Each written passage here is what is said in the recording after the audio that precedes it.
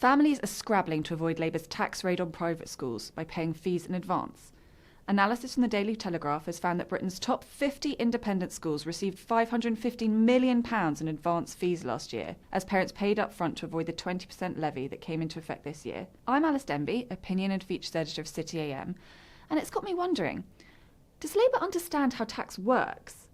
Whatever you make of the ethics of taxing private school fees, and personally I think it's grotesque to direct the politics of envy at children, this tax was supposed to raise money to pay for, variously, recruiting 6,500 new teachers, mental health support in schools, free breakfast clubs, and improving the lives of all children. It was always a nonsense to pretend you could hypothecate revenue in this way when there was so much uncertainty about how much the policy would raise. The government expects to rake in around £1.3 billion a year, but much, of course, depends on how parents and schools behave. Some of the wealthiest, as we're seeing, will pay up front to avoid the tax, which has already cost the Treasury an estimated £100 million in VAT it would otherwise have received, but others will no longer be able to afford the fees.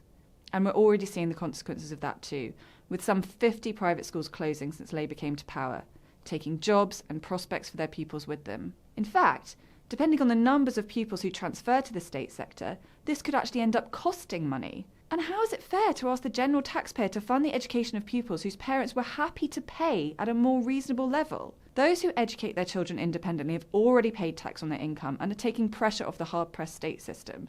Frankly, they should be thanked, not punished. Fine, I get that people who send their children to school in knee breeches and bow ties may not be the most sympathetic. But it matters because it speaks to this government's broader misunderstanding of how taxes distort the economy and ultimately have the opposite of their intended effect. And this is playing out in real time as rich people and non-doms are leaving the country to avoid punitive taxes.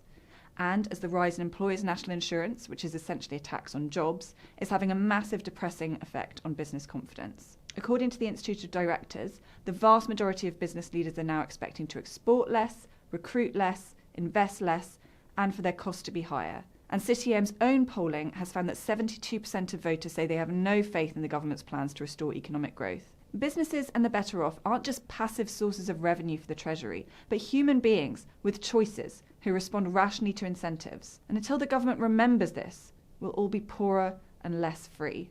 For more thought-provoking opinion, visit citym.com/opinion.